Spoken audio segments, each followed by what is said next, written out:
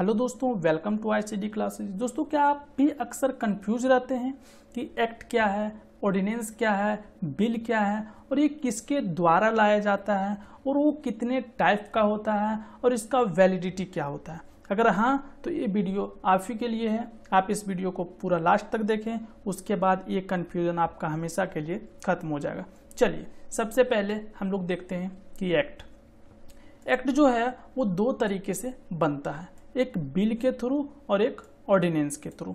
ठीक है, अब दोनों में जो मेन डिफरेंस है वो क्या है कि अगर बिल के थ्रू कोई एक्ट बनता है तो वो क्या होता है, परमानेंट होता है, और अगर ऑर्डिनेंस के थ्रू एक्ट बनता है तो वो क्या होता है, टेम्पररी होता है। बट दोनों का जो इफेक्टिव है, जो ऑर्डिनेंस है या बिल है, उस एक्ट से रिलेटेड अगर कोई पर्सन को पनिश किया जाएगा तो दोनों का पावर सेम रहेगा। मेन डिफरेंस क्या है, ये टेम्पररी रहेगा और ये परमानेंट रहेगा। तो चलिए हम लोग एक एक करके डिस्कस करते हैं। पहले बिल के बारे में पूरा जानकारी लेते हैं और फिर ऑर्डिनेंस के बारे में। तो सबसे पहले हम लोग बिल देख लेते हैं। बिल जो है वो दो टाइप का होता है। दो टाइप का, वो कौन सा पर्सन इंट्रोड्यूस कर रहा है बिल को, उसके अकॉर्डिंग दो टाइप का। तो सबसे पहले ये जानिए कि बिल होता क्या है। देखिए, किसी भी एक्ट को बनाने के लिए क्या डायरेक्ट तो एक्ट नहीं बन जाता है, उसको पहले फॉर्मेटिंग किया जाता है, उसके बाद उसको पेश किया जाता है पार्लियामेंट में, लोकसभा और राज्यसभा दोनों में। उसके बाद उस पर डिस्कशन होता है एंड देन वोटिंग होता है। ठीक है, तो उसको हम लोग क्या कहते हैं, बिल कहते हैं। मीन्स एक्ट बनने से पहले जिस डॉक्यूमेंट को रिप्रेजेंट किया जाता है उसको हम लोग बिल कहते हैं। अब बिल जो है उसको कौन वहाँ पे रिप्रेजेंट कर सकता है? तो देखिए, इसको दो कोई रिप्रेजेंट करता, दो कोई का मतलब हुआ दो बॉडीज। एक होता है गवर्नमेंट बिल और एक होता है प्राइवेट मेंबर बिल। पहले आप समझिए गवर्नमेंट बिल क्या होता है। देखिए, हम लोग का जो पार्लियामेंट है उसमें बहुत सारा मेंबर होता है, तो उसी मेंबर में से कुछ जो मेंबर होता है वो गवर्नमेंट का पार्ट होता है। जैसे होम मिनिस्टर हो गया, प्राइम मिनिस्टर हो गया, ये जितने भी मिनिस्टर हैं वो किस में आएंगे, गवर्नमेंट में। तो अगर वो मिनिस्टर कोई बिल लाता है तो वो बिल क्या कहलाएगा, गवर्नमेंट बिल। ठीक है, और अगर वो मेंबर जो गवर्नमेंट का पार्ट नहीं है, अगर वो कोई बिल को लाता है तो उसको क्या बोलेंगे, प्राइवेट मेंबर बिल। ये आप समझ गए। उसके बाद ये तो हो गया कि जो पेश करता है उसके अकॉर्डिंग। बट सेकेंड ये भी तो है कि बिल का टाइप होता है कि वो मनी बिल है या फिर ऑर्डिनरी बिल है, किस टाइप का बिल है। ठीक है, मनी बिल जो है, अगर कोई मनी बिल है तो वो हमेशा लोकसभा में ही उसको पेश किया जाएगा।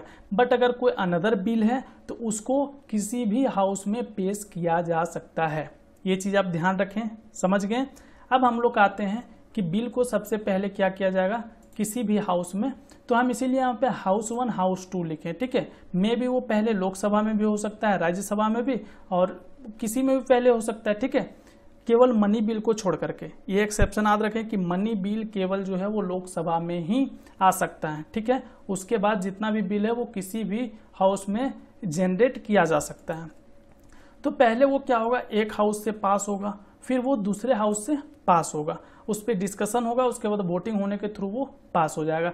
अगर वो पास हो गया तब क्या होगा, वो प्रेसिडेंट के पास जाएगा और प्रेसिडेंट उस पर क्या करते हैं, असिस्टेड करते हैं या फिर उसको सिग्नेचर करते हैं। अगर वो सिग्नेचर कर दिए तो वो क्या बन जाता है, वो बिल किस में कन्वर्ट हो गया, एक्ट में। तो बिल और एक्ट में आपको समझ में आया दोनों में डिफरेंस। अभी एक्ट बना तो क्या ये इफेक्टिव में आ जाएगा? नहीं, अभी ये इफेक्टिव में नहीं आएगा। सबसे पहले इसको एक नोटिफिकेशन का मतलब है कि एक गैजेट्स होता है। गैजेट मतलब आप ऐसे समझिए कि कोई रजिस्टर होता है। उस रजिस्टर में क्या होता है कि जो एक्ट या जो लॉ बना उसको वहाँ पे नोट किया जाता है कि ये चीज़ जो है वो बना। पहले उसमें वो क्या होगा, नोटिफिकेशन आएगा। उसके बाद भी वो इफेक्टिव में नहीं आएगा। उसके बाद पिक्चर में आ जाएगा सुप्रीम कोर्ट। सुप्रीम कोर्ट ये चेक करेगा जुडिशल रिव्यू के थ्रू कि क्या जो भी एक्ट जो बना है क्या वो कहीं कॉन्स्टिट्यूशन को वायलेट तो नहीं कर रहा। अगर वो वायलेट करता हुआ पाया गया तो फिर वहाँ पे उसको नल एंड वाइड बोल दिया जाता है। मतलब उसके थ्रू वो बिल जो है वहीं पे वो एक्ट जो है वो ब्रेक लग जाएगा, वो इम्प्लीमेंट नहीं होगा। ठीक है, बट अगर वो सही रहा तो वो फिर किस में आ जाएगा, इफेक्टिव में आ जाएगा, वो पिक्चर में आ जाएगा। ये आप बिल का सारा प्रोसेस समझ लिए अच्छे से। अब हम लोग आते हैं ऑर्डिनेंस में। ठीक है। ऑर्डिनेंस देखिए, ऑर्डिनेंस क्या होता है। सबसे पहले ये जान लीजिए कि ऑर्डिनेंस का ज़रूरत पड़ता क्यों है। देखिए, हम लोग का जो सेशन चलता है, जो पार्लियामेंट का जो सेशन चलता है लोकसभा और राज्यसभा का, ये साल में 3 बार चलता है, ठीक है। अब 3 बार अगर ये चलता है तो हमेशा तो नहीं चल रहा है। अब मान लीजिए जिसमें नहीं चल रहा है उस समय मीन्स इमरजेंसी में कोई लॉ बनाना हो तो फिर कैसे बनेगा। तो दोनों में से अगर कोई भी एक हाउस मीन्स वो प्रेजेंट में वर्किंग में नहीं है तो उस समय प्रेसिडेंट जो है वो जारी करता है ऑर्डिनेंस। बट क्या प्रेसिडेंट अपने मन से करता है? तो नहीं, बिल्कुल नहीं। प्रेसिडेंट सबसे पहले काउंसिल ऑफ मिनिस्टर जो है वो प्रेसिडेंट को जो है वो क्या करता है, सजेस्ट करता है कि आपको क्या करना है, इस चीज़ पे ऑर्डिनेंस लाना है। जनरली काउंसिल ऑफ मिनिस्टर में कौन होता है? काउंसिल ऑफ मिनिस्टर का जो सजेस्ट करता है प्रेसिडेंट को वो जनरली कौन होता है? प्राइम मिनिस्टर होगा, ठीक है। अब अगर प्रेसिडेंट जो है उसको सेटिस्फाई रहेगा प्रेसिडेंट कि हाँ ये जो बोला जा रहा है वो सही है, तो वो क्या करेगा, अपना 123 मीन्स 1 to 3 आर्टिकल को यूज करके वो लाएगा ऑर्डिनेंस। बट क्या केवल प्रेसिडेंट को सेटिस्फाई होने से हो जाएगा? जी नहीं, सेटिस्फाई किसको होना होगा? जुडिशियल रिव्यू में जाएगा, जुडिशियल रिव्यू में जा सकता है, ठीक है। मीन्स ये जब जुडिशियल रिव्यू में जाएगा तो वहाँ पे अगर ये सही है तो ठीक है, और अगर गलत रहा तो फिर इसे क्या किया जाएगा, नल एंड वाइड जो है वो डिक्लेयर कर दिया जाएगा। मीन्स ये क्या हो जाएगा, फिर वहाँ पे लैप्स हो जाएगा, ठीक है। और अगर वो सही है तो फिर आगे कंटिन्यू होगा। अब आगे कंटिन्यू होगा तो फिर उसके बाद तो सेशन आएगा। सेशन मीन्स लोकसभा और राज्यसभा दोनों का। अब जब सेशन आएगा तो हम यहाँ पे 2 केस हो सकता है, या तो वो बिल जो ऑर्डिनेंस है वो पास हो जाएगा, या तो फिर वो क्या हो जाएगा, वहीं पे इंड हो जाएगा। तो पहले हम इंड होने का बात करते हैं कि किस किस कंडीशन में वो इंड हो सकता है। मान लीजिए कि जो है सेशन जो है वो अभी कंप्लीट हुआ फर्स्ट सेशन, उसके बाद एक रूल का ज़रूरत पड़ गया। अब प्रेसिडेंट ने मान लीजिए कि आज जो है वो ऑर्डिनेंस एक जारी किया, ठीक है। अब वो जो ऑर्डिनेंस है उसके बाद मान लीजिए कि 3 महीने बाद एक सेशन बैठता है। 3 महीने बाद जो है वो लोकसभा और राज्यसभा जो है वो वर्किंग में आता है। अब 3 महीने बाद अगर वो वर्किंग में आता है तो वर्किंग स्टार्ट होने के बाद 2 कंडीशन आता है। फर्स्ट कंडीशन कि उस पे उसको क्या किया जाए, जो पार्लियामेंट है, जो भी दोनों आपका सेशन चल रहा है, जो भी वर्किंग लोकसभा राज्यसभा है, वो उसको क्या कर सकता है, डिसअप्रूव कर सकता है।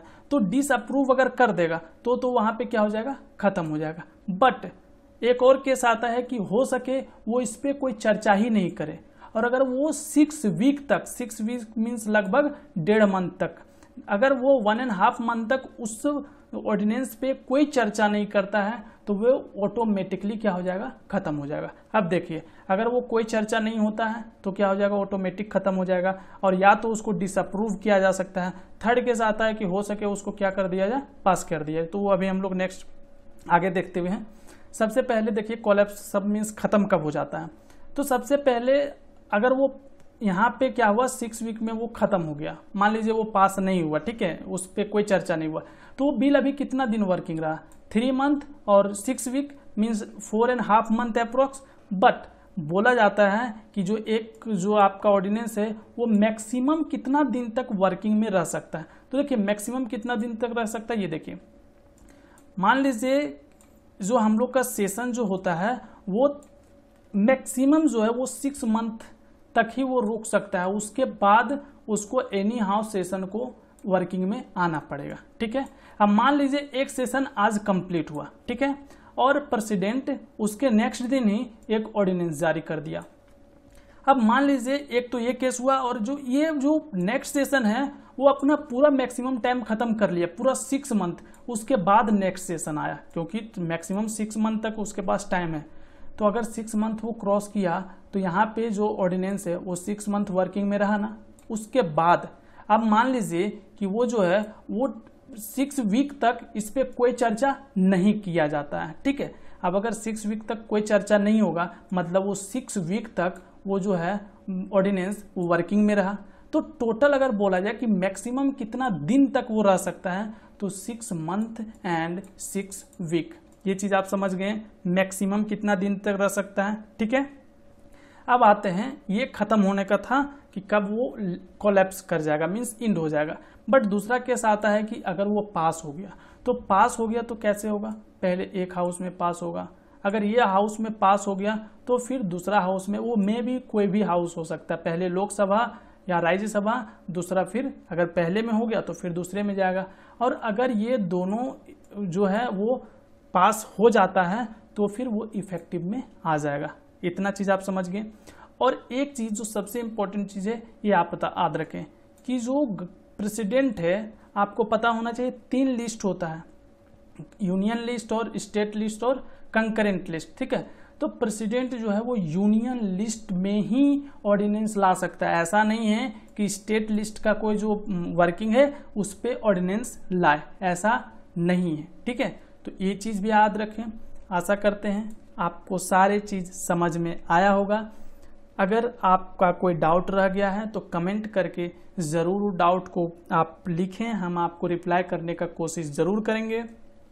और अगर आपको ये वीडियो अच्छा लगा है तो प्लीज़ वीडियो को लाइक करें, शेयर करें, और अगर आप मेरे चैनल पे न्यू हैं तो प्लीज़ चैनल को सब्सक्राइब कर बेल आइकन को ज़रूर प्रेस कर लें, इससे मेरे नेक्स्ट आने वाला वीडियो आप देख सकेंगे सबसे पहले। Thank you for watching this video, take care and bye bye.